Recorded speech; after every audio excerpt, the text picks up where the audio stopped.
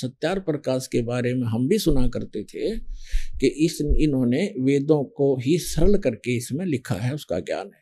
तो दास ने फिर सत्यार प्रकाश इस चाव से पढ़ा था कि अगर इसमें समर्थन मिल जाए तो यहाँ के लोग इसको बहुत मानते हैं और ये भी और ज़्यादा सहयोगी होगा भगवान को भगवान मनाने में। अब सत्यार प्रकाश जब देखा और वेदों से मेल करा, एक भी कितना भी सच्चाई आसपास नहीं पाई, तो इसलिए दास ने कहना शुरू किया ये सत्यार प्रकाश में कोई भी सत्य नहीं है, ये बिल्कुल झूठा है। और देखो कोई दास का उद्देश्य नहीं, सबको ये समझाना चाहता हूँ कि आप दिशा गलत जा रहे हो, आप इसको त्याग दो और वापस आ जाओ। बुद्धिमान थे वो तो आ ही गए, लेकिन जिनकी रोजी रोटी बंद हो गई थी आचार्यों की, जो उनसे चंदा लेकर खा रहे थे, इसको बेच रहे थे, रोटी रोजी चला, उन्होंने रोजी रोटी निर्वाह कर रहे थे, उन्होंने भ्रमित करना शुरू कर दिया, झूठ बोलने शुरू कर दिए। चाहा था कि रामपाल बिल्कुल इतना बदनाम कर दें कि कोई इसका नाम से भी नफरत हो जाए लोगों का, लेकिन ये भगवान का मार्ग है, परमात्मा का चलाया हुआ है।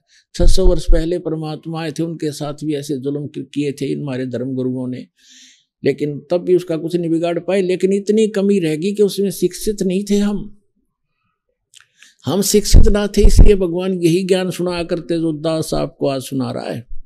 लेकिन आज दास को उन सदग्रंथों का सहयोग मिला जिससे आपको खींचने में आसानी हुई। अन्यथा आपको जो दास बता रहा था कि 6 सुख होने के बाद एक ही सुख नहीं हुआ जो जिसको वो चाह रहा था, और जो भगवान उसे देना नहीं चाह रहा था उससे ही भाग गया।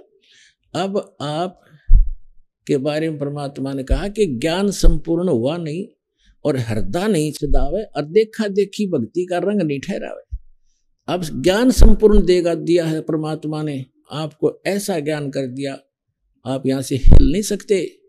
अब क्या कहते हैं, आपकी ऐसी स्थिति हो जाएगी, बंदी छोड़ दयाल जी तुम तक हमारी दौड़े, जैसे काग जहाज का अब सूझत और न ठोर।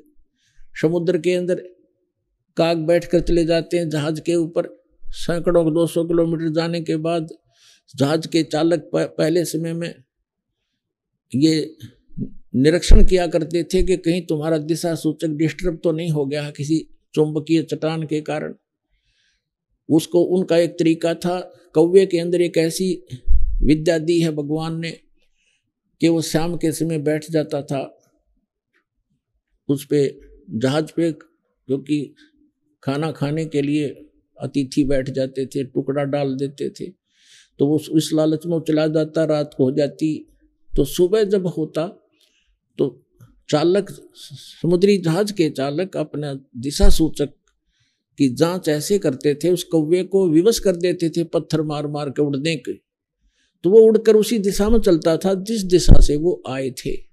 पूर्व से आए थे तो पूर्व को ही चलेगा वो सीधा स्ट्रेट, तो उससे वो अपनी दिशा ठीक कर लेते थे। फिर वो कौवा थोड़ी बहुत दूर जाता था, आधा किलोमीटर मुश्किल से, फिर कहीं बैठने का स्थान नहीं उसको दिखाई देता था, वापस आकर उस जहाज पर ही शरण लेता था, नहीं तो कहीं और बैठे तो डूब कर मर जावे। तो पुण्यात्मा ऐसा ज्ञान करा देगा ये दास आपको, सब प्रमाणित करके सदग्रंथों से आप उस जहाज के काग की तरफ, कौवे की तरह आपको पृथ्वी पर कोई ठिकाना दिखाई नहीं देगा सतलोक आश्रम बरवाला के सिवाय, तो आपका जीवन बचावे, आपका मोक्ष करावे।